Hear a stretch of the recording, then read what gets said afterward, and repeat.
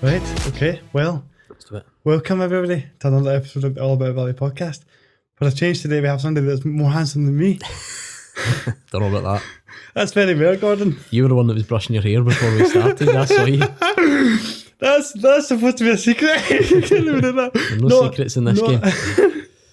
Not all of us are blessed with the hairline you've got, Gordon. It's just not fair, you know what I mean? I don't know, I'm a wee bit, there's a bit grey though in it. You can see that, there's a few greys going in there. Listen, you're definitely going to have that silver fox look. I've too much of a baby face to go grey yet. I'm fighting it. That's something that's so strange about you, man, because see, every time that I hear your voice, and you just know, I know the people you work with at Clyde Superscoreboard, so it's like, every time I hear you, I just think, that guy is like an older man, and then you see it on video and you're like, he's so young, he's like a Benjamin Button. Everyone always says this. I actually got a fun email just yesterday. I thought I was never going to admit this, but I'll just do it. You've caught me off guard. So I get an email. It came to reception from a guy who said he was driving in the car with his girlfriend, and his girlfriend had said, "Oh, who's that?" on the radio, and talking about me, and said she really liked my voice. I don't know why. Like somebody must have put her up to it. And she goes, "Oh, what does he look like?" And so the guy went on his phone and Googled Gordon DL instead of me. And obviously, like, we've got similar name anyway. And when you Google him, it says, like, Clyde on Superscoreboard. And he was like, "That's him." And she was like, no way. So I can't believe I'm having him live off that of all people. But everyone always says, "Oh, I thought you'd be an old guy." But I'm getting there. I'm getting older. That's what you need to live with, you know, in this day and age, God. But, you know, I'll be honest, right? I woke up this morning and I was buzzing to talk to you. But then I thought, I seen the news of Ange Postecoglou being linked with the Leeds job, and I just thought, do you know what, man, he's going to get a call for Sky Sports today about this. Listen, I've kept you waiting long enough to do this, which I feel terrible about, so I'm glad to be here. I was buzzing to come and speak to you. There you go. Oh, there you go. Well, but you're a busy man, what can I say? You're a busy man. But, you know, I watched the podcast you done recently with Grado and Stephen and Crystal, and I want to just clarify that we won't be talking about airplane crashes. That's good. I'll try not use the same stories though. I'll need to find some new I know ones. people are going to call you out on that. But something I find really interesting with you is your kind of your composure, I feel like, because you took over from the Clyde Superscoreboard. Yeah. At 27, was it? That's right. Yeah. And I'm 26, right? So to me, like, just to give you an example, right, when I started doing this podcast, one of the things that was the most terrifying thing to me was just talking into a microphone and people actually listening to what I'm saying. It was kind of daunting because of social anxiety and different things like that. So that seems to be kind of a common thing for people in their 20s. They're kind of having to deal with the idea of public speaking and things like that. Yeah. But you seem to have this sort of natural composure, and I was just curious as to where that comes from, and if you have any sort of, I don't know, techniques or ways of kind of calming yourself down. Like, I wish I could. You know? I wish I had a good answer for that. But honestly, it's just like, it's almost like it just happens. Like, because weirdly, and people maybe don't believe this, I'm probably not quite as confident as you might expect for somebody that speaks on radio. I'm confident doing that, and it's funny because public speaking is most people's like biggest fear, right? Whereas that just feels so comfortable, and then I'll find discomfort and nervousness in all sorts of other weird places, but actually it's public speaking's when it all just disappears. It's weird. I can't explain it, and it wasn't always like that. So I remember when I was at school, I used to, I was quite in English, decent English, and would always get like approached to do like public speaking competitions, and every year I would say no, I couldn't do it. The thought like made my stomach churn, and I was too scared. And I used to say, "Listen, I'll write the speech, I'll write the talk or whatever, I'll write it, but somebody else would read it. There's no way. Public speaking competition, there's no way I'm doing it." And then once I got to about 17, when I remember being at senior school, and then it was just like a switch one day, and there's loads that makes me nervous, there's loads that makes me uneasy, and public speaking is just not one of them. It's bizarre. I can't explain it. Every now and then, don't get me wrong, like if I feel there is a, I do sometimes think if it's a high pressure situation, I just, that I take one deep breath, mic on, and then it just goes. It's weird. It's really interesting because I feel like confidence is kind of, and everybody is almost an illusion, because it's a case of realizing that everybody's nervous about something. Yeah. And then if you can just sort of channel that and be like, right, it's almost as if you're going into a different lane. Like, Totally. I don't need to overthink this. Just do it. It's something that you're comfortable about. I think that's what it is. Something that you're like passionate about and comfortable about. Do you know what I mean? I don't like. What would be a good example of? So see, like my wedding day, for instance. See the thought of everybody looking at me for that day. I hated that. I absolutely hated it. But the most comfortable I felt all day was doing the speech, which is usually the bit that everybody hates the most. So it's not that I'm like super confident. It's not that I love all eyes on. But if you're passionate about speaking, if you're passionate, obviously mine is passionate about football, passionate about talking about it, then I think that's where the comfort and the confidence comes from. Yeah. I admire the confidence, I will say, and I think it really comes through. But one of the things that kind of made me catch that you got my attention with, was the fact that every time I go on Twitter for like the past couple of years, I'll see like clips for Superscoreboard, and it's just you dismantling somebody's argument. So you get these phone calls from people, and you're thinking that guy is speaking very aggressively and loudly about whatever's going on, something to do with Celtic or Rangers or whatever, right?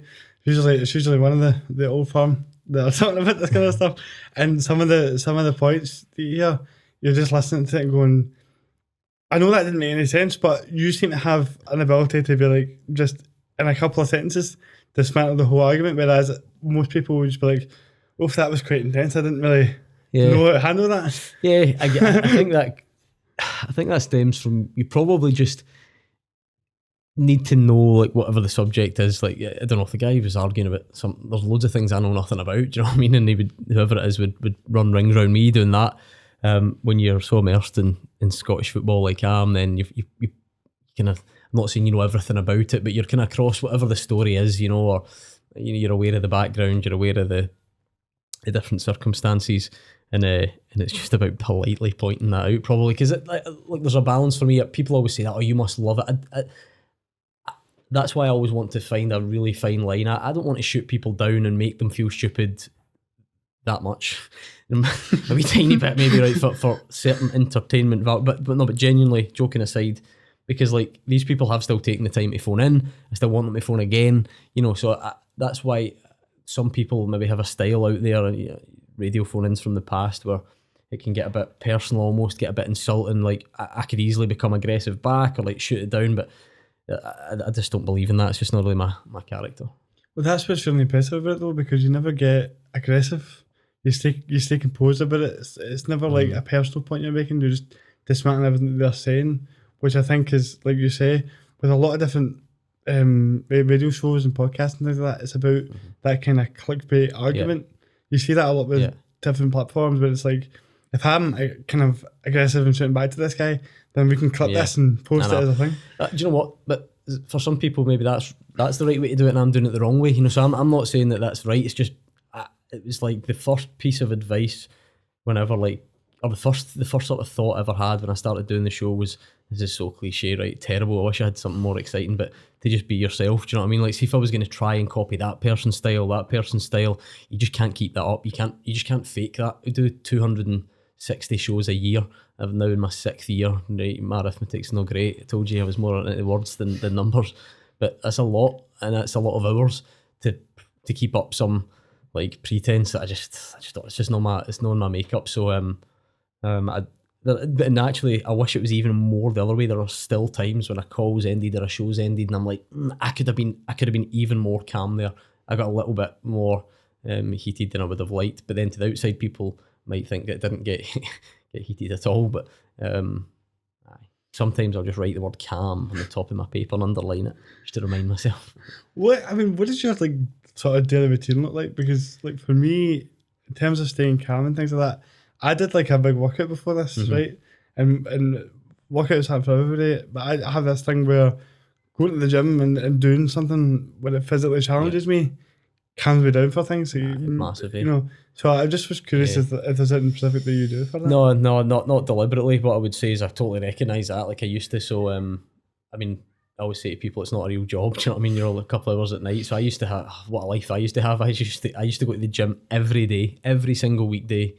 could go for lunch, I could play golf. That's what I used to do, and so it was the calmest day ever. So of course I was going to be calm by the time I got in, and then life changes, and it is more challenging because I've got a baby, and she is not calm. She is not calm at all. With that, it's beneficial for me and my wife, without boring you with her life story. So I'll look after my baby during the day. So the gym has fallen by the wayside. I don't exercise as much, and if I was to notice any change in my mental state, not nothing major, but I would say definitely, and I probably need it. I probably need it back a bit. So I think you're right to sort of find something that does that to you, because it's important. I walk around a lot. I like the fact that I can stick on. I can. Can't believe you've done that to me. Come on, don't do that to me. How am I supposed to respond to that? Seriously. And I'll get the baby in the pram, that sort of thing, send her to sleep. That's about as close as I get. So. Not you charging about in that gym, bashing into people and doing what you guys do. Well, I don't get any steps in though. That's plenty of miles though. I've seen you in action. Full speed ahead. What speed is it? It goes at 10k. That's fast. When we're playing Powerchair football, for anyone that doesn't know. But if you listen to this podcast and don't know about Powerchair football by now, then exactly. The cost, it's lost. Check out an excellent feature as seen on Sky Sports News. Well, speaking of Sky Sports, as Stephen Purdon would say, Sky Sports Gordon. That had me cracking up. The transition from, because I was, when you're doing Superscoreboard, right, you can always say, like, people, I'm sure you get that joke a lot, you get a face for radio. Exactly. Do you know what the worst is? I say it a lot, right? And I hate myself for saying it. So here's what happens. I'm going to give you, remember I told you how I'm not actually that confident, right? So Superscoreboard's popular. So quite often, not trying to say it's like paparazzi, right? But quite often if you're out, somebody will say, oh, you that guy from Superscoreboard. And it doesn't matter how many times I've heard it, I never, ever know what to say, right? And quite often something happens in my brain and I'm like, that's me, face for radio. And I'm like, why are you making that joke? That's not even a good joke if someone else says it, but I just say it and I spit it out and then I regret it until the next time when I say it again. Seriously. So bad, isn't it? I feel like that's such a natural human instinct, but to just insult yourself when somebody says something like that. Cause it's also a tough question because it's like, that's like, there isn't an answer really. It's like a 30-second interaction where you're wanting to say something that they were but I just feel like that's exactly what I do with the wheelchair. Like what I just did a minute ago is like, if somebody ever says to me, clearly I don't get recognised nearly as much as you, right? No, you're a Twitter sensation. But if somebody says to me like, oh, did you do that podcast or that? And I'm like, I'll just say something about, I'm Hot Wheels over here, and they'll look at me and some people take it. Some people will laugh and some people will be like, okay, So there seems to be like this natural instinct to just be like, right, how can I make a quick joke about myself because you giving me a compliment like that is weird for me to take somehow. Yeah. And it's like a West of Scotland male thing, just not interested in people saying nice things. It's almost part of our culture. Probably. We actively insult each other much more than we, Yeah, I think that's fair. And that, that's that old, that's probably why we've not been at World Cup in bloody forever. We're too busy slagging up each other and praise each other. But I think that... I threw you off. You were about to ask about changing from radio to TV and I went on a big nonsense rant. See, this is what's great about having a guest like you on, right? I saw you were forgetting where we were going and I tried to bail you out. We can edit this bit out and just pretend that you remember. No, it's because sometimes you do a podcast and like you prepare all these questions and then somebody will just be like, yeah, that was it. And then you're thinking, oh God, I don't know where to go from here. But yeah, so going from that to Sky Sports, where your face is all of a sudden on TV and a big major platform of Sky Sports. How different did you find that transition? I think over the piece it's really not that different at all. So bear in mind if you're seeing like 30 seconds standing outside a football stadium updating on a story or whatever, that 30 seconds is part of a much wider day that actually is just exactly like the job that I've always really done. Do you know what I mean? Like going to a press conference, asking some questions, interviewing people, finding out information, putting that across. Obviously, there's an obvious difference of you need to look comfortable as well as sound comfortable. You maybe, you can't be I don't actually read that much, if anything, on the radio, but I could obviously if I wanted, and I can maybe Google something quickly and read it as I'm going. Needless to say, you can't do that. You need to kind of be conscious of the way you look.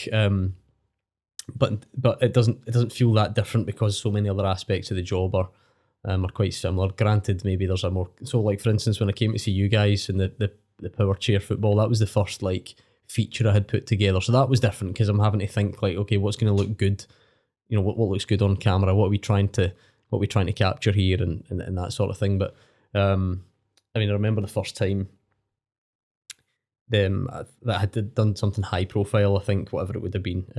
I think when Steven Gerrard left, and a producer from London said to me, like, thought that was really good for your kind of first time. You were really good at like staying still, and I was just like, I had not thought about it, so it was a good job that I was. But I don't know, that must be a common thing where people sort of twitch around. I don't know. It's just like, you're really good at standing still. I was like, good. Better than me. All the things that I've mastered.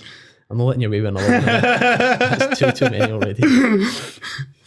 It's just, it opens up too much, I can't help it. But it goes back to, I think that is a natural thing. Like if I was doing sketch sports, I would be all kind of twitchy and things like that, and that's. But I'm honoured that our Powerchair football was your first big feature. Yeah, it would have been just to put it together and then go in like a couple of days later and watch it all back and sort of piece that together and try and think about what you're trying to. So that is good, and that's why I enjoy it, because I'm learning something new. It's not to say that I've stopped learning at Superscoreboard. I don't think you ever stop, but needless to say, if you've done 1,500 shows or whatever, you kind of got most of it and as like second nature. Whereas I'm just a complete beginner now and like doing stuff on Sky, so I've not got a clue what I'm doing. What's funny about this is I always imagine you like doing Superscoreboard in your jammies or something. Like, yeah, it's like listen. Now that the social media age, like we put TikToks and Instagram, whatever, YouTube, so you maybe need to think about it a bit more. But I used to like try, that would be the key word. I mean, I still kind of do, but I'd like play football on a Saturday morning and 10 o'clock kick off, 12 o'clock finish, roughly, depending where I was, I'd maybe like run into the office in my shorts and whatever, and then I'd like dive into the shower. There's a shower in the work, but there were like a couple of times where maybe I got stuck in traffic or the shower was, but whatever it was, and I would like just stand and do it with like muddy knees. Do you know what I mean? Like shorts on, like football socks rolled down, and anything goes sort of thing. But yeah, now that the cameras are in the studio, I need to think just a little bit more. Can't I be doing that anymore? Nah. Those days are gone. That's happened at the perfect time, because I think football was trying to tell me that I should stop playing football anyway. And now I need to think more about the way I appear at work, so it's perfect. So how did you actually, there's a lot of things I want to go into here, but in terms of your passion for football, where did that begin for you? I just, as a fan, like everybody loved, people listen, right, you would say that I just loved Motherwell so much, honestly. Like I was just, like I was born, like the house I grew up in was like sort of kind of 3 or 4 streets down from Fir Park, so I could always see the stadium like just about above the houses. There's a park, George Street Park, for anyone knows the Motherwell area, and you can look it up in case you think I'm lying. I'd just go and play football there all the time. My dad, it's funny because a lot of people get it for their, my dad's not that big into football, which is so weird, and my stepdad isn't either really. So it's funny, people always assume I'm from this football mad house, and actually not.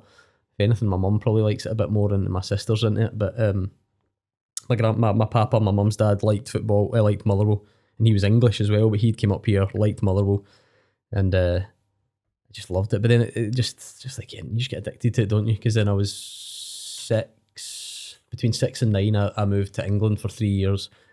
Bit harder to keep in tabs with Motherwell. It was a bit slightly before the internet age for everyone. There was the internet, I'm not that old, but we didn't have it or anything like that. So then I became just a bit obsessed with everything. World Cup 98. Man United treble win in 99, like loved that, and then came back up here to end of 99 and just got obsessed with Motherwell again so much, and then just kind of grew from there. Yeah, I mean, do you think Motherwell stay up this season? Probably not. It's not looking likely. I'm usually quite optimistic, but I was on the phone to one of my mates driving here, and we were just moaning about how difficult it is this season, and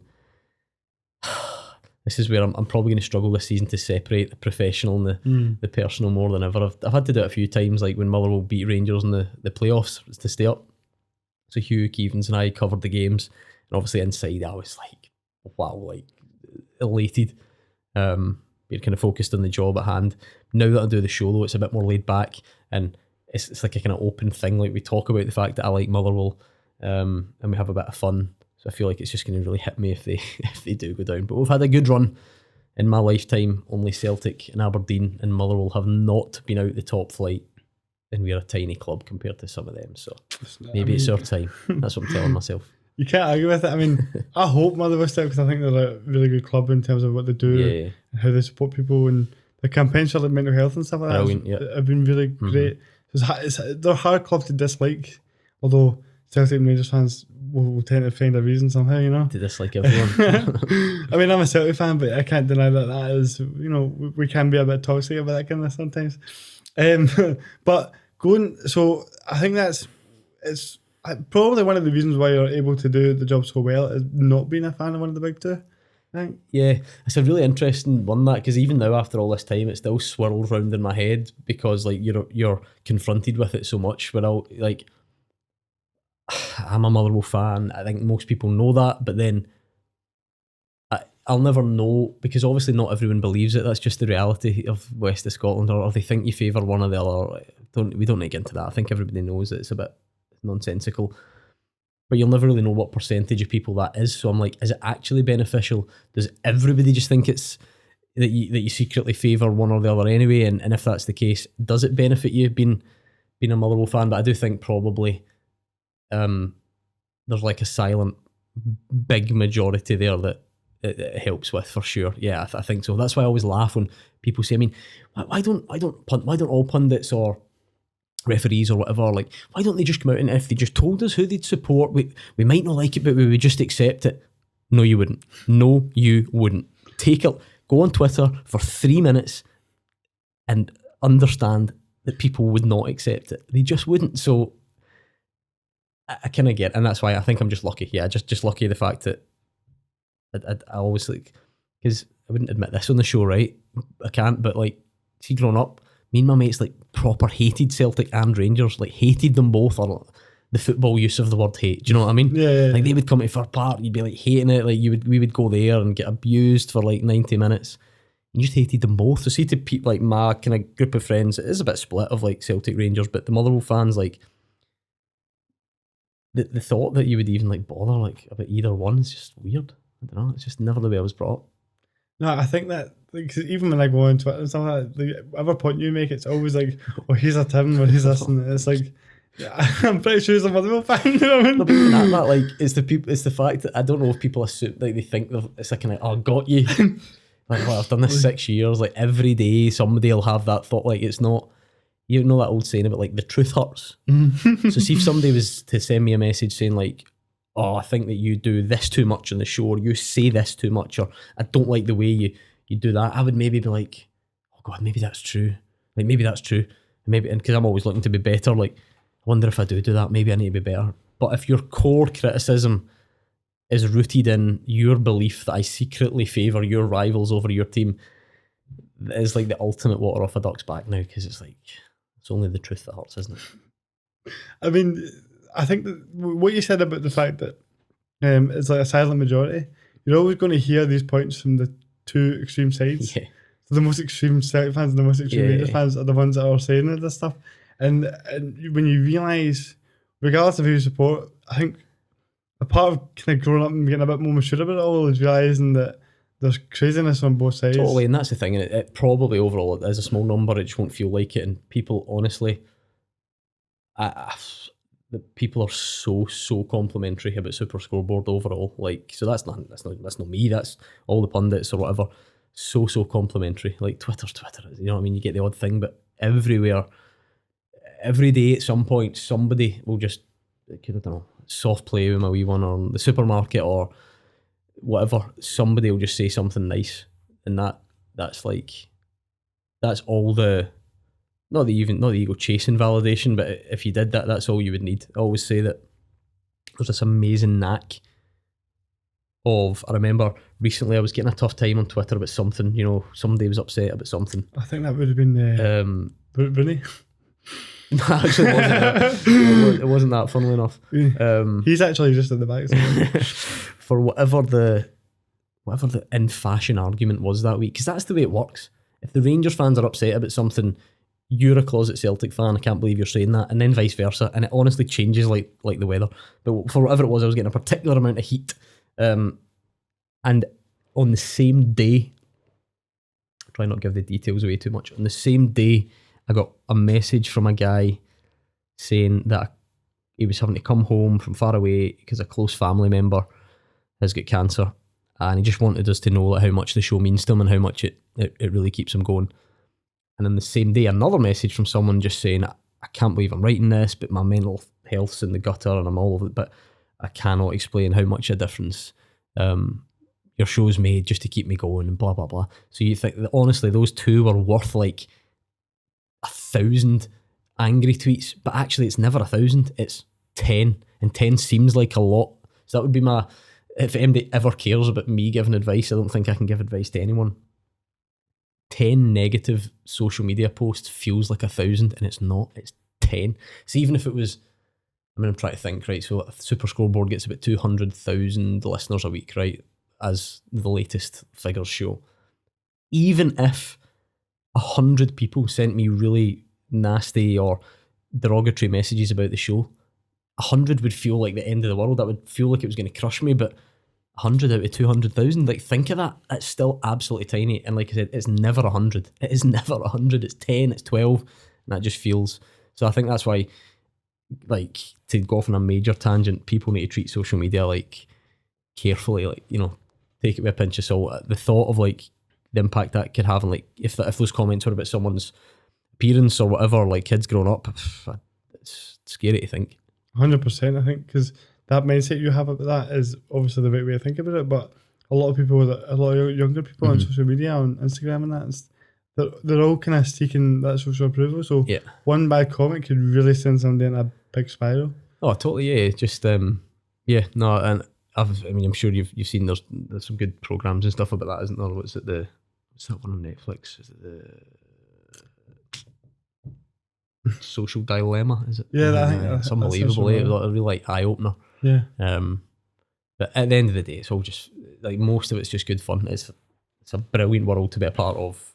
It's not a real job, like I say, and it's amazing. I think there's a benefit to you were saying how nobody cares about hearing that advice. You talking about that and somebody that's such a big platform is very useful to people, to hear that and to know, because believe it or not, Gordon, I'm sure you have plenty of admirers out there. I don't know about that. So my mum's the only one that listens every night, I think.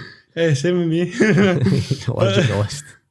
But the fact that you're able to talk about that and then all of a sudden, because that's the kind of stuff it doesn't really get talked about when you're in school or something like that. So you don't really learn about it until you're in it, and all of a sudden you're dealing with all these things. You're not really sure what it means or where it's going to go. Yeah. So having somebody like yourself talk about that can be a really big deal. So it's one of those things. Try to pat your back here. I know. I don't take the compliment. Face for radio. Right. So there's a bunch of things I want to go into, but I definitely don't want to miss talking about this too much. Right. So talking about Powerchair football, right? Right. Because there's a lot of podcasts out there, but I'm special. Obviously. So I've been called special for a lot of different reasons. But in terms of Powerchair football, when you guys came and done that, feature for Sky Sports, it was such a big deal for our game and actually getting that sort of publicity. Mm-hmm. And first of all, I'm curious as to what your thoughts were on the game when you were this year, because we were training for a major tournament. That's right, yeah. To qualify for the Euros. So training was full flow. It was all pretty intense, and you got to see that firsthand. It was great. It was so fast. I just remember fearing for Steve, the cameraman. I just thought his shins were going to get halved in two, because he was in the middle trying to get some good close-up shots, and I could just stand back and you guys were flying around there. I thought it was fast, and I remember I spoke to you, obviously. I spoke to some of your teammates. I spoke to some parents at the side, and just one of those things you sort of, you see what effort and commitment you guys put into it, and what it meant to you guys. So that was probably what I took away from it the most. That was I was impressed with just how like dedicated you all are and what it meant. 'Cause it's probably easy from the outside to just think like it's just another sort of hobby, but you know, listening to you, the way you explained that you used to sort of shy away from like that you didn't really want to be associated with other people in a wheelchair because you were like clinging on to that, and I'm going to put in quotation marks if this isn't like normal sort of life, like so you'd rather shy away that you wouldn't want to be seen as like part of like a wheelchair football club sort of thing. And so that obviously there's loads of things that I hadn't even considered before, so it was an eye opener for me, and I thought the sport was great. It was good fun, fast, and a few characters involved. Of course there is. You know, the passion side of it is really important because so many people talk about how passion's kind of going in football a little bit. You know, it's not, especially down south, but for us it's like there's quality and then you add in the stories. All the stories are such that everybody's been in this mad journey to get there. And what you were saying about, you know, how I felt about it and things like that, for me now it's a case of, right, how can we make sure this is here long term? Because the actual sport itself, like you said, it was eye-opening, right? What I'm trying to say to people is that once football fans watch this and see a game in full flow and the way that it's played and how similar it actually is to our quote-unquote regular game, people would watch it. 100% people would watch it. And I've been pushing to get the mainstream clubs involved, Celtic, Rangers, Motherwell, who have just started. Yeah, I noticed as well. they've just started one, yeah. So all these clubs to be pushing to get them involved and see how, I mean, in terms of the coverage, do you think we could ever get to a point where we'd have Powerchair football showcase on something like Sky Sports? Like a game? Yeah, honestly, I've no idea. I mean, I suppose... Obviously, you have no say in that. I'm just asking your opinion on that. Yeah, I mean, I suppose once you think of that, because we've, you know, we'll always try and sort of shine a light on areas of the sport that don't, you know, maybe... So we also did do something with the deaf futsal team recently.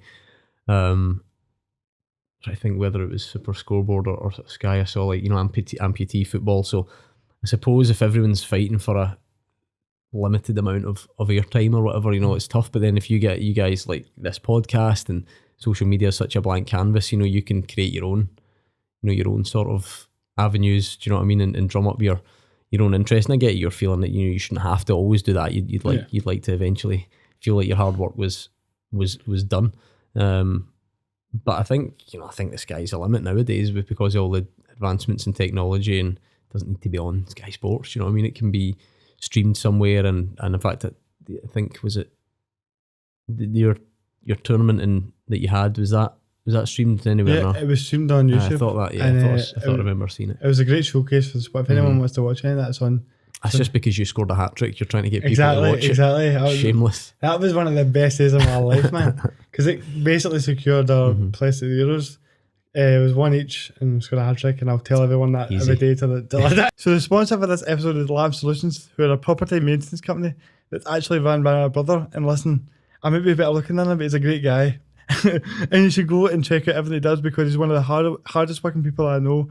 And I'm always making sure that anyone that sponsors this podcast has the same intentions as me and is coming from a good place. And he definitely is one of the hardest workers I know. He will take care of everything you need, just in all those type of areas. And I just want you to make sure that go and check him out. Make sure that anything you contact Michael about, he'll be sure to help you and give you the best service that you need. And like I said, he's one of the best guys I know. They're one of the best companies to be involved in. So go check them out, Lab Solutions, and enjoy the rest of the podcast. Why did you not get 4? Well, that's the question, isn't it? I mean, that was like my modern day James McFadden moment. But it was so it's about breaking down the barriers, you know, and making people more aware. When we talk about, because I'm aware of all these other sports and different, you know, the fact that there's, like you say, a limited space for these and for all these different areas. But there was a time that women's football was in the same bracket as us. And it was a case of, you know, people couldn't fathom the idea of an actual professional women's football league.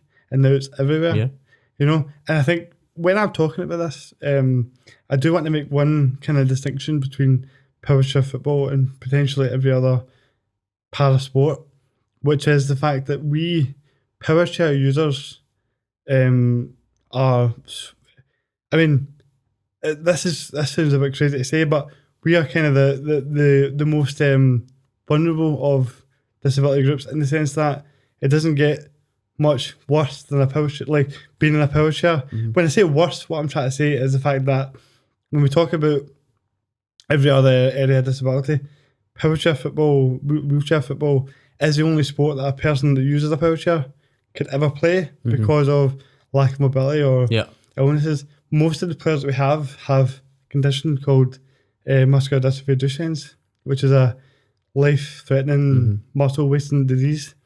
And so when we talk about this kind of stuff, one of the reasons why I'm so passionate about it, right, is the fact that like this area of this sport, compared to potentially every other area, those other areas have other options. If you're playing some sort of football in some sort of other way that's not mainstream, there's other options for you. Whereas if you're in a power chair, because think about it, you see people in manual chairs, for example, right? You'll see them do CrossFit and crazy fitness things and Paralympians and things like that. Like, not everyone in a manual chair is like that, but that is kind of what you look at somebody in a manual chair and they have more capabilities just because they're able to actively use a manual chair. But if you're in a power chair, it's for a reason. Yeah. It's because you're the most extreme of all the disabilities. I think extreme is probably the word I was looking for there. Which I think is a point that I've never really been able to, it's always been in the back of my head, but it's something that maybe people don't think about. And so when I and also there's a physical difference in appearance. So like if my point is that when we were talking about how I felt in school and stuff like that, or not wanting to associate with anyone in a wheelchair, how different would that have been if I had seen, for example, like exactly, you'd have a role model and then you wouldn't have felt that way. Like you have the idea that if you have like a men's team, a women's team, and a powerchair football team, and you have a picture of the three captains that and they're all side by side, and then what that does for our when we talk about kind of Scotland and the way that football is the culture.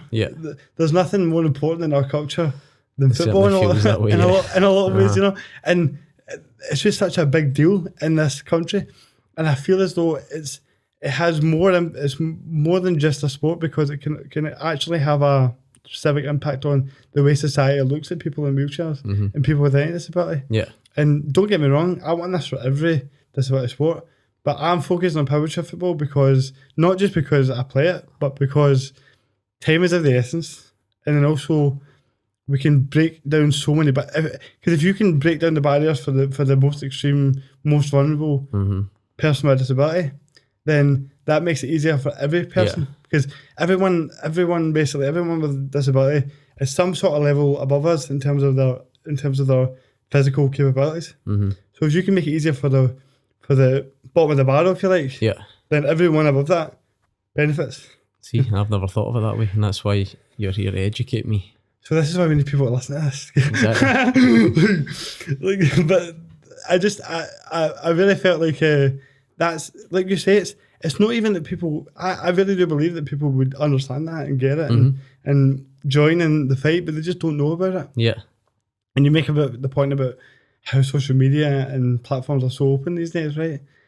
You look at mainstream football, a lot of the actual names of players are bigger than the sport itself. Like, you could argue that likes of Messi and Ronaldo were bigger than their clubs because they just became such household names. And that's what we need more of, not just in powerchair football, but every disability sport. The players and the participants to actually showcase their story and put themselves out there and really try and make some sort of impact in the media and get people wanting to fight for them, which is why it was such a big deal to be on Superscoreboard and things like that and doing, these different sort of. So I know that was a bit of a tangent. Listen, that's what I'm here for. I'm here to learn off you. You're the expert. It's just, it's the more you do this, the more you.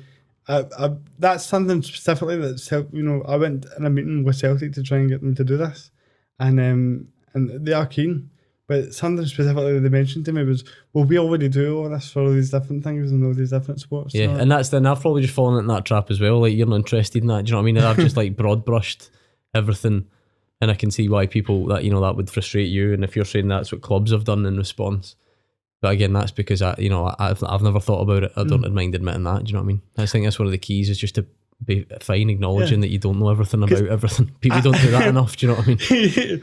Yeah, I mean, I certainly don't know much about running. Everyone, stop it. We were getting serious for a minute. I thought I get too serious, so I thought just left the mood. Exactly. But that's the thing is, when I'm saying this to you, like, I have see how your thought process on that. To me, that makes sense because you don't know until you know. Yeah. And it's as simple as that. It's a case of all these big platforms and all these, this kind of chase for equality and making things more equal. There's a lot of talk without actually addressing the specific issues. So like, you can brush everybody with about the same bracket if you want, but if you look into it in more detail, there are more important things to consider. The fact that a lot of the players that have started playing, the amount of funerals that I've been at since the start of this game is, for somebody that's 26, is just, you wouldn't even believe it. You know what I mean? So you almost end up feeling as if you've got the weight of the world on your shoulders, because you go, I need to make sure that this sport is still here for the next person, but not just still here, on a bigger scale, on the scale that I wished it was when I was in it. How can I get it on? How can I get, But you still enjoying it? Because I wouldn't like the thought of it becoming a burden to you to grow the game. It's good that you're passionate about it, but if you let that suck the enjoyment out of it for you and feel that you've got the weight of everyone else, then get to the stage where that's maybe counterproductive, no? Well, that's a good question.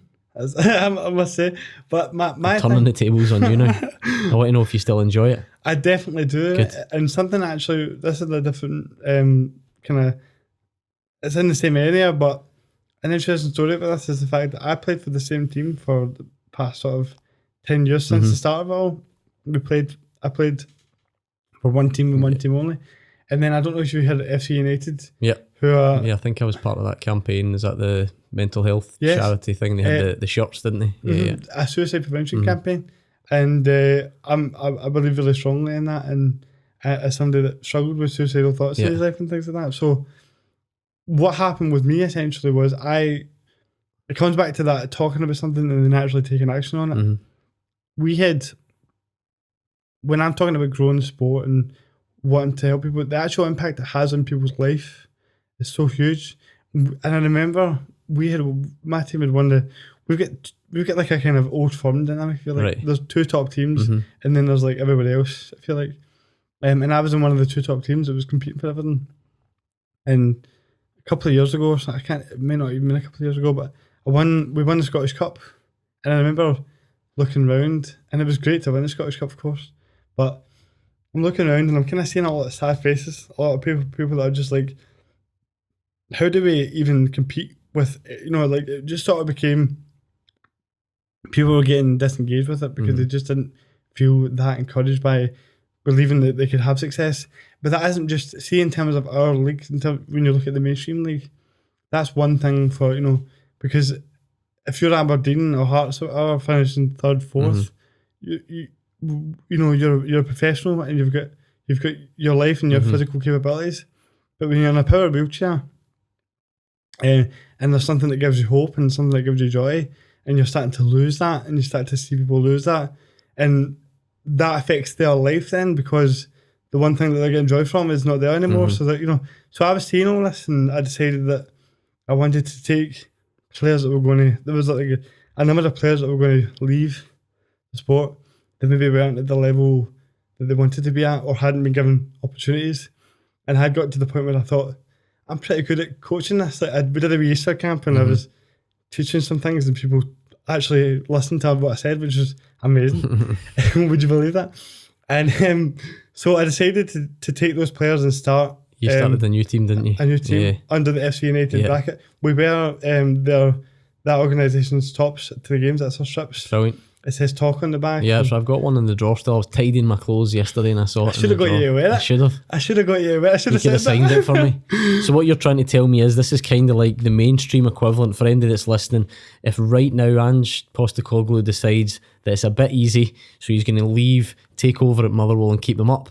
Is that kind of what you mean? Well, kind of, except my ambition is not to give up. My ambition is to win. There you are. So similar. So it's and well, the thing that's crazy about it is that it's such a strong cause in terms of the suicide prevention, and it raises the awareness of the game. Well, also a lot of these players have struggled with suicidal thoughts in their life, and now they're playing under this bracket and they're loving it. And we have a game coming up on the 26th of February where we play the top 2 teams. And I tell you what, man, I am fired up for it. I'm training every single day. I'm training every single day. Honestly, like you're gonna get sent off within 2 minutes. You're gonna be too ramped up. I will actually cry. I'll be crying out of the arms. But I tell you what, it's like because people have questioned me, even people within the sport question me about it. They go, because I had one player of the years and stuff, and I was seen as a kind of key part of that team, and then it was a very kind of coded spot to be in politically, I guess, because every sport has politics, believe it or not, right? So then to leave that and then make a whole new team with players that people weren't even taking on, and now we're playing in the Premiership. We didn't even start the Championship. I was like, I want us to go right into the top league, and so I kind of we managed to do that, and we've done really well so far. But what's crazy about that is that for me, when you're talking about, are you worried that this is, it's just making it less enjoyable for you? That side of it makes it more enjoyable for me, because it's recognising what the actual meaning of it all was for me, which was giving people that hope. Rather than just winning all the time. Exactly. Yeah. Because when I first started doing it, the reason why I fell in love with it because I felt like when I came into it, I was such a lost, hopeless boy. And it gave me this sort of dream that I didn't know I could have. So then you can make that into reality of other people. Yeah. And see, just watching their growth and the confidence and self-belief and how happy they look every week. But also, they're getting better. And I'm watching the training, I'm going, we really might be onto something here. This could be something really cool. And, one of them actually came up to me that day. Like, you get stories from, like, one of their parents came up to me and was like, I've never seen him, listen this intently and take on. To like making a difference. And it's just like he's different everywhere. His whole life is different. And you hear that and you go, that like is worth more than any trophy. Totally, yeah. You could win anywhere. So that to me is now the bigger purpose, is how can I give more people that hope that they need to enjoy it, and then in itself makes it more sustainable because it's another team, it's more players playing the game. It gives attention to the sport by having an organisation like FC United involved in it.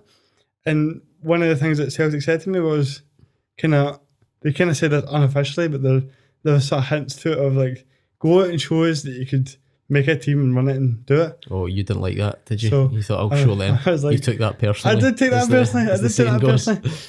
So I have big goals for this, and it does not take. There is a lot of pressure with it, but there's certain pressures where you just go, this is what I was enjoying it. Yeah, this is what I was made to do. This is why I'm here. This is what the whole point is. Because some people get dealt this card and they can't deal with it, and they can't prosper, and you don't hear from people like that. But I found myself going from the wee boy at Celtic Park wishing they could play for Celtic somehow, and then you're all of a sudden 20 years later you're in a meeting at Celtic Park talking to Celtic about doing this, and you guys, I'm that guy that I wanted to exist, and there's a boy going to Celtic Park now that's thinking the same thing I was thinking 20 years ago.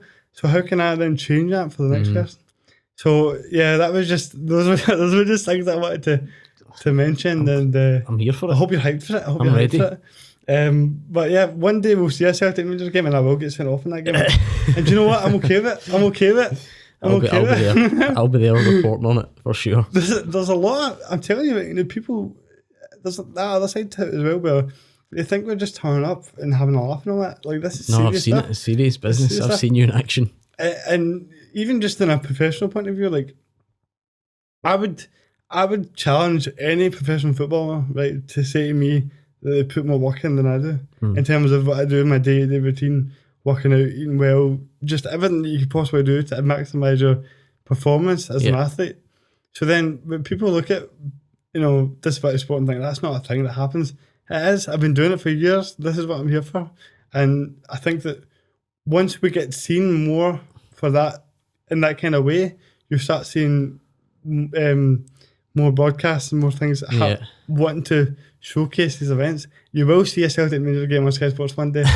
Mark my words, Gordon. Mark my words. You might need to go and start both teams and play a half for both. Could you bring yourself to do that? Don't know about that. Listen, I can tell you this right now. There's plenty of Powerchair footballers out there that would love to play for the Rangers. Rangers, sorry. So you could strike up a new rivalry.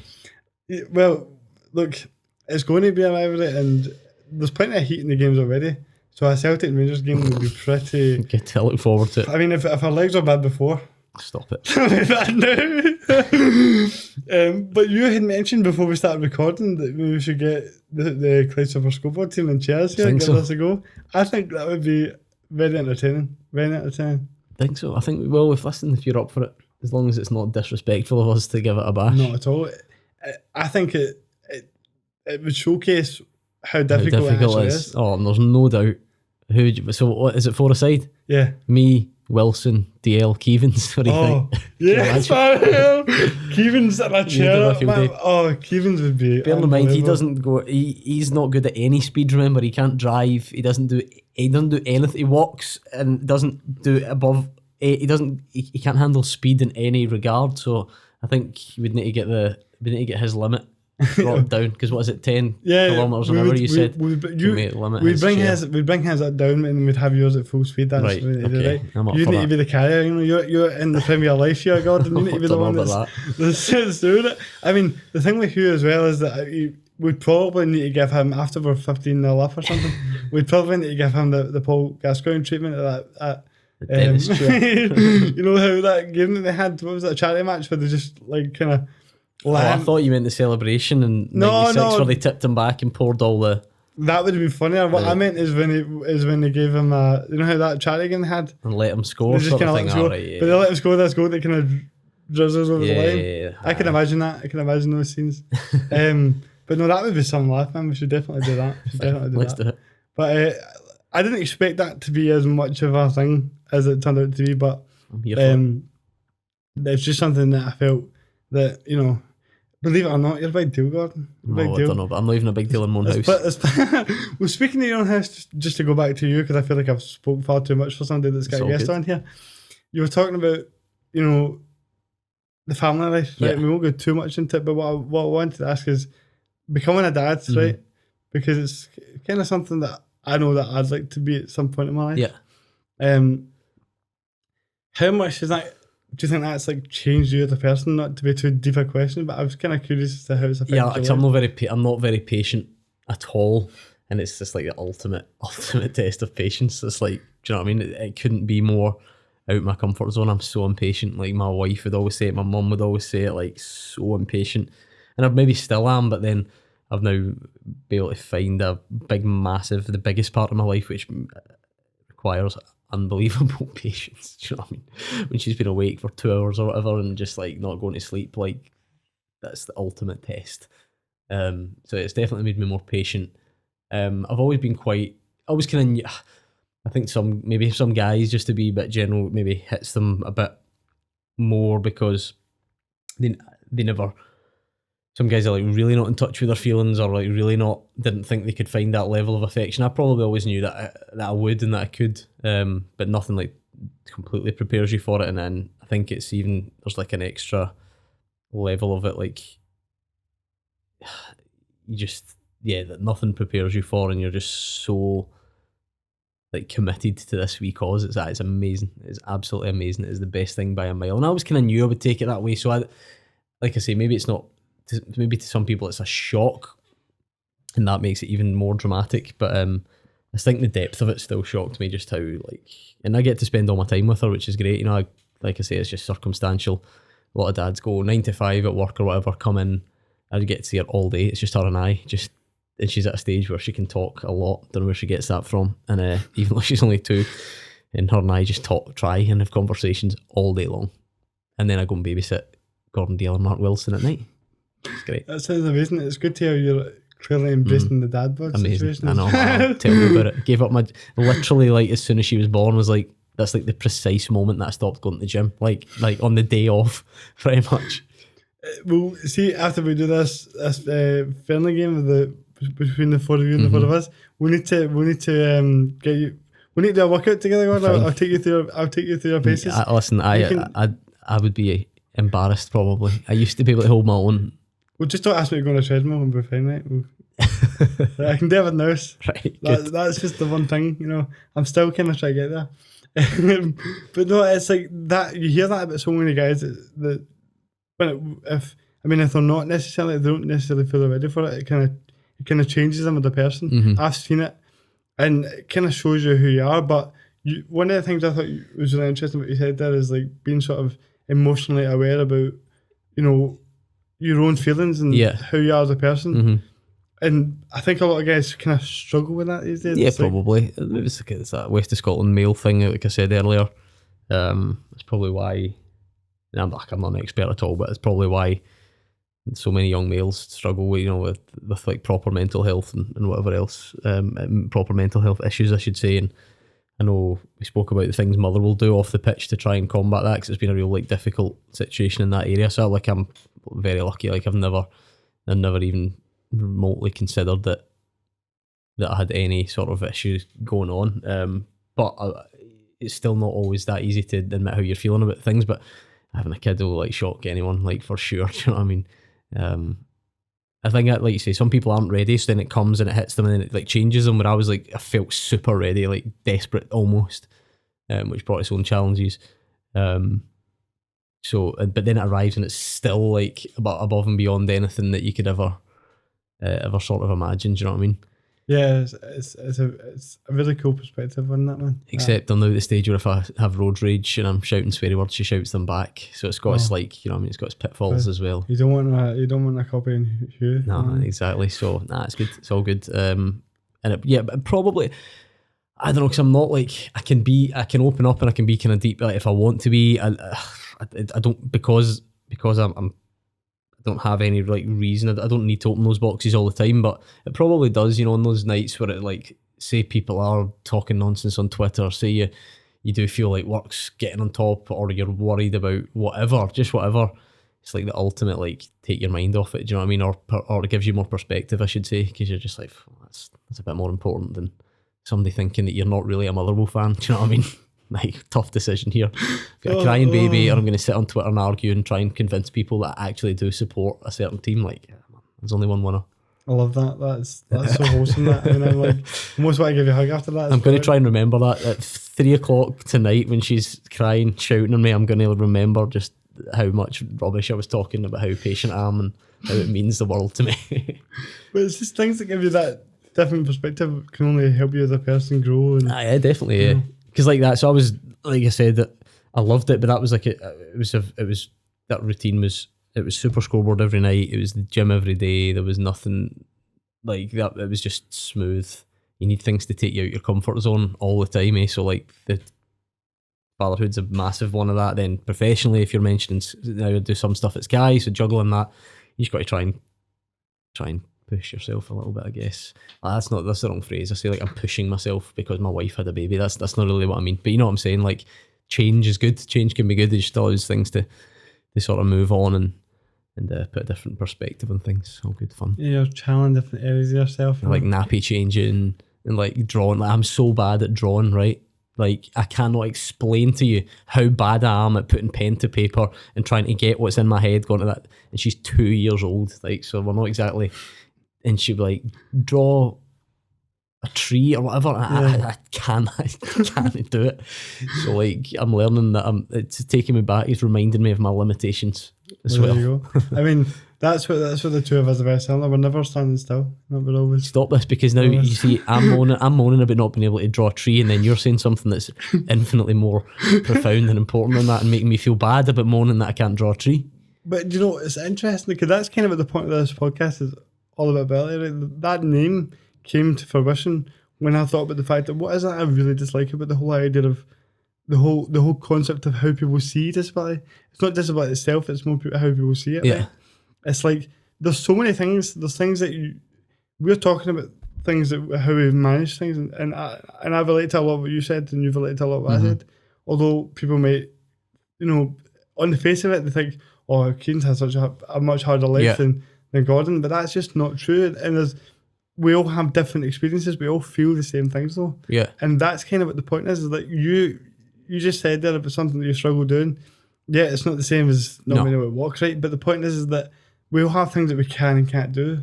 And so are we going to constantly belittle people or see people as less because of things that they are not capable of? No, see, I'm so torn because you're absolutely right, but I just feel so bad that this started because I can't draw a tree. Do you know what I mean? Like, I think you're right, but it's not the best example. But I know what you're saying, and that's why you're opening my eyes a lot, because like I can't even begin to pretend I know how you feel about things. So I like to hear your perspective on it. Well, because I wouldn't say to you, "Oh, we've all got our own problems, Kearney. I can't draw a tree." Do you know what I mean? Do you know? It's like, see, when I see people I've seen people that are fully able, like, and they'll treat things like the only disability in life is a bad attitude. I mean, stuff like that's nonsense. And you're like that. Well, see, the thing is, no matter how much I smile at a set of stairs, they're not going to turn into that. Do you know what I mean? It's like, what is that all about? I heard that quote recently, and I just can't stop saying it. If I smile at a set of stairs, it won't become a ramp. Yeah, so it's like, what my positive feeling, my positive attitude, not enough. Didn't just change that into the thing I need. And it almost like those kind of statements, I feel like, kind of take away from the actual issue, which is access. My disability is created by lack of access. If there was more ramps, you'd be able to do everything. Exactly. Yeah. I mean, within reason. I use the perfect example that I use is Elf. You ever watched the movie Elf? Right? Will Ferrell's in the North Pole. Nothing works for him. He can't fit in there. He's by our definition, he's a perfectly able human being. But the elves don't have a place for him, because that world, it's not that he's disabled, it's that world's not designed for him. There you are. You are Will Ferrell. Is that what you're trying to say? Is that the bottom line here? I am Will Ferrell. I mean, I'm not quite as funny as Will Ferrell. No, I think that's a really good way of looking at it. I've never thought about that. I mean, there you go. Yeah. Giving you all sorts of different I know. I'm going to get distracted on Superscoreboard tonight, worrying about. There you go. You better mention me. I will. I was on this fantastic podcast earlier. But there's a couple of things. I've got a couple of quick fire questions for you, right? But first of all, I wanted to mention this. This is the ball. I recognise that. Right. Have I actually signed it? Yes, you have. You have actually signed it. Because I sometimes. For sure, you did. Yeah, I have actually. How bad's that signature? That's somebody who can't draw a tree. Yeah. You're right. What is crazy about going on Superscoreboard for the first time? I went on Superscoreboard for the first time, was it last January? Right. I believe. And what was crazy about that is I was in hospital like a week before that. Right. But when I came on, there's one thing that always stands out away from that conversation is Alex Ray referring to me as the Terminator. He was like, that guy sounds like the Terminator. Terminator is amazing. And I thought, I just remember I was talking to my dad after, and I was like, do you know what? There's one thing that I never thought was ever going to happen in my life. It would be Alex Ray referring to me as the Terminator. And then, so what was the story? So after that, we did beat the pundit, and the guy who won the ball said to give it to you instead, didn't he? Yeah, I got a message from your producer, Callum Bell, who's a great guy. And he was saying that they were going to post this to me. I couldn't believe it, because obviously it was so taken aback by my amazing words and things like that. Absolutely, quite right. He was like, I need to send this guy the ball. Halliday did say he needs to stop signing Super Scoreboard balls with Halliday 16. He actually I think it was like last night I heard him say that. But this is obviously from a while ago, so he's still done it. Actually, your man Halliday got called out recently on this podcast. Oh. I had a guest on, his name's James Tolan, right? He plays FIFA with his feet. Right. And he streams on Twitch. And he's like, Halliday's big into that stuff, is he not? Exactly, right. He's like, this guy doesn't just play FIFA with his feet, he plays the best FIFA players in the world with his feet. Seriously? And he wins, right? Oh my goodness. And he sat in front of me at the end of the podcast, and he said, I've heard you've been on Super Scoreboard, and I've heard you talk to Cy Ferry, and I want to play Andy Halliday at FIFA. So you try to make it happen. Just as you mentioned that name there, I thought, Andy, like, I'm just saying, this guy, I mean, because that's the thing, right, is one of the things he said in that I thought was really cool was that there's plenty of people that can't play FIFA with their feet. It doesn't make them disabled. And I thought, that's pretty cool, because he actually, this guy is legitimately amazing and deserves as much coverage as he can get. So I just thought I would mention that. But I wanted to bring up this ball because it was such a cool thing that you actually had me on. And see that when you had me on that, particularly the first time, it got so many people that hadn't played it before involved in the sport. There's people that I've met because of that appearance that are now fully in the league and fully playing, and it just shows you how much it can reach people and change his life, and just getting that one bit of coverage has such a big effect everywhere. Yeah, I didn't realise that. But then at the same time, bearing in mind you did us a favour as well. It's not like we're doing you some favour, do you know what I mean? That's the way I'd look at it. You probably opened our eyes to things, so that's good. That's why we're there. I appreciate that, and I'll come on anytime. It just means it's six. That's what it just means. Like 6 months of arguing about who referees are secretly against is worth it for every 5-minute conversation we get to open people's eyes to another aspect of the game. Listen, if there's any referees out there that want to be a Powerchair football referee, get them in. Get them in, because we need some more. But don't get me wrong, you'd think there would be less abuse, but there's not. There's constant abuse, and it's mostly from me, so I do apologise in advance. You need to start behaving. You know, I can't help it, but it's like, how did you not see that 2v1 there, man? Anyway, right.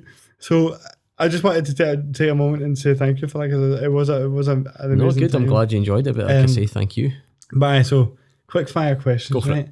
In terms of Clyde Superscoreboard, when I'm talking about how you're a very composed person with these calls and things like that, have you ever had a situation where somebody says something and you've completely broke down and you've had to try and regain that composure, but you're just laughing, or loads of times, some ridiculous situation is going on? So can you swear on this podcast? Yeah, sure. So last time, this might be one I've never told before, right? What are the chances? Because I think it only happened since the last podcast I was on. So a couple of weeks ago, Aberdeen obviously lost to Hearts, lost to Darvel. So this was actually before they lost to Hibs 6-0. It was in between Darvel and Hibs. And Aberdeen fan came on and I just said, Charles, how does it feel to be an Aberdeen fan tonight? And he went, fucking embarrassing. So we've pressed the button to dump the call, but then it's Mark Wilson, Gordon Dalziel, and they're the worst for it, and we're just in tears, having to. And then you're back to being live because you've cut off the 8-second delay for the swearing, and the tears are running down my face. Just the way he said it, the delivery was amazing, and it's the first time I've ever had to dump a call for the first word they said being a swear word. Usually they'll work up to it. They just went, fucking embarrassing. And then he went, oh, sorry for swearing. But at that point it was too late. And I love that. I mean, I genuinely couldn't handle it. I would just be. I was killing myself. It was great. But it sounds like such a dream job, and it would just laugh at your pals. Yeah. Some of it's like that. Yeah.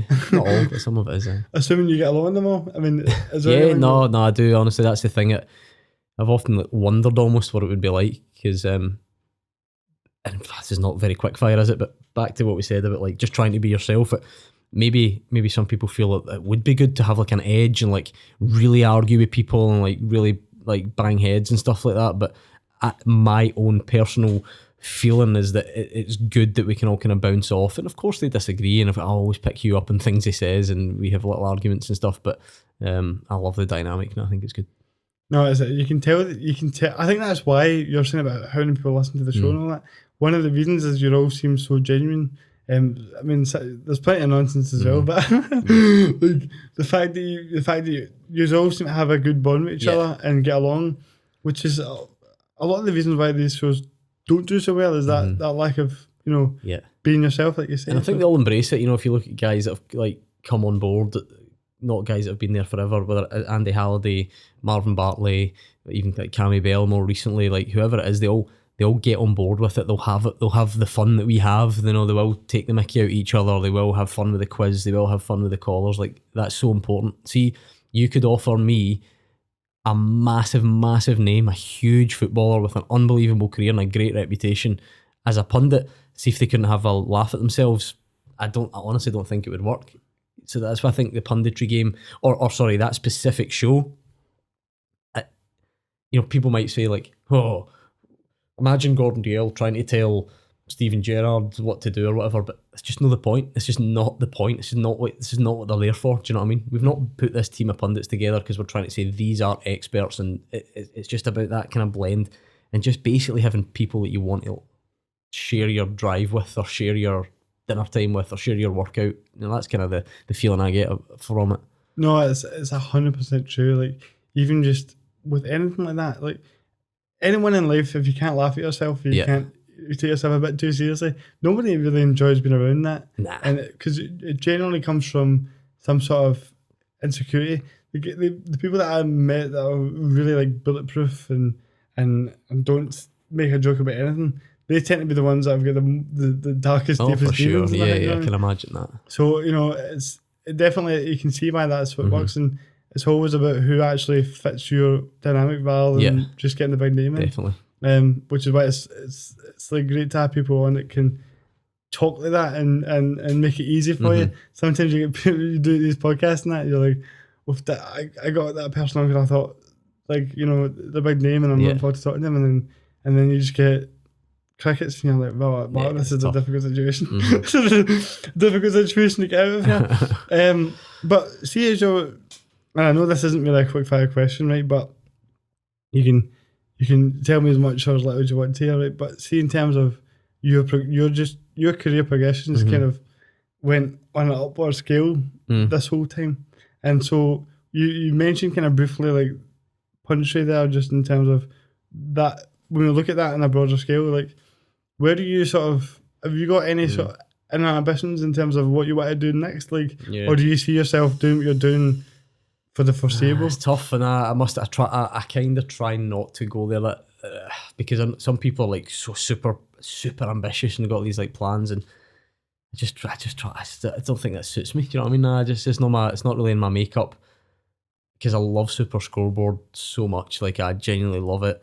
Can I see myself doing it forever? I mean, probably not, because who can see themselves doing anything forever? And I started really young, so and I'm enjoying doing TV. So would I like to explore more TV? Probably, but not to the point where I'm like I say, like, aggressive about it. Do you know what I mean? Because I just prefer to be much more relaxed, in the sense that, I could, what if that I'm always like, well, what if that falls into place? I go chasing that, and that's perfect, but then that's come at the cost of not spending as much time with my daughter, or just whatever. So I just like to try and find balance in everything I do. So, like, yeah, okay, I'm ambitious kinda, and I want to keep progressing. I want to do more things, but in like at my own sort of pace, and just, it's not a normal job. I always say that. My wife is a lawyer. She works in a law firm, a big law firm in town. She probably knows that if she wants to, she could probably do that forever, and it's probably sort of there already. She kind of obviously knows that she can stay there if she wants, or she might be able to do that step and that step and that step on that ladder. I just don't know remotely what that looks like, so it scares maybe it's because it scares me a wee bit. I don't know, but I'd rather just think, just take it as it comes. Do you know what? This might surprise you, but I love that answer for a lot of different reasons. The main one being that I used to be one of those guys that would write down long-term goals. Like, in a year from now, I want to look like The Rock a year from now. You know what I mean? Without the That's ambitious. Without the calves. But, like, just things like that, and it never really worked for me. And you realise the more you go on that actually being ambitious is one thing, but being ambitious to the point where you're not focused on what you're doing today kills all your ambition. I know, it's a minefield for people as well, I think, because there's so much out there. There is that. There's so many influencers or bloggers or lifestyle coaches or motivational speakers or whatever that will tell you to do that, and goal set and whatever. So who am I to say that that's not right? Do you know what I mean? But I know that it's not right for me. So it's probably just an acknowledgement that, without being too blasé about it, but trying to kind of find your sort of own path. Like I say, I'm about balancing everything, because like what's the point right now? Right now, if I sit there and be like, oh, I'm going to be presenting Sky Sports live football coverage, and I won't stop until I get there. Like, I don't know. I just don't feel like, I don't know, that just isn't. That's not how I see happiness. Because what if? So then, yeah, maybe I do get there, but I could easily be unhappy there. Do you know what I mean by that? Yeah. You see all the time, like, people that have big goals and they get it. Like, perfect example is Tyson Fury in terms of a sports. How many rich unhappy people are there? Loads, exactly. Do you know what I mean? It's that simple. It is that simple. 100%. Really, for me. And probably, you've got me really deep now. I wish I hadn't bothered.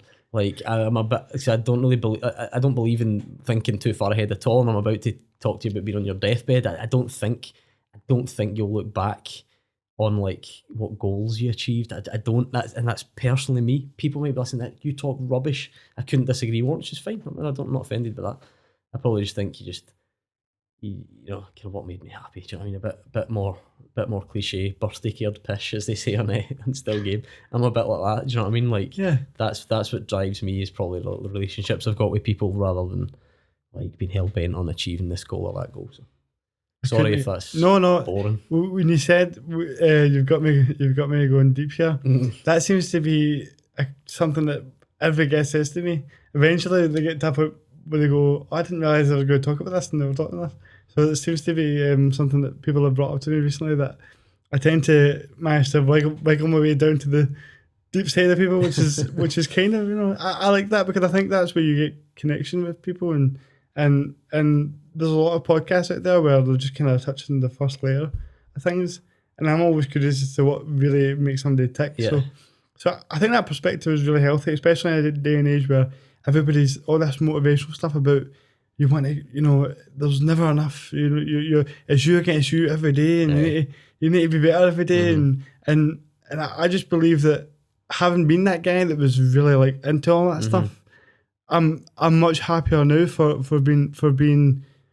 thinking about what I'm doing today, and not thinking about right now. My only thought is enjoying this conversation with you. It's not about what I'm going to have for dinner tonight or what tomorrow's going to be like. It's just about this. The thing is, it probably works for some people, which is good. You know, it's fine, fair play. Like, I just don't fancy constantly feel like I'm chasing something all the time. But some people might, and that's good. Well, you know, I mean, like you say, different perspectives, but I did enjoy that answer. We'll try and... That was the worst quick fire round. You're going to take that out of your podcast. I know. I enjoyed it. I mean, it wasn't too quick fire enough. I probably used the wrong word there. I think you did. Okay, so I'm gonna put you on the spot with something here. Right, go for it.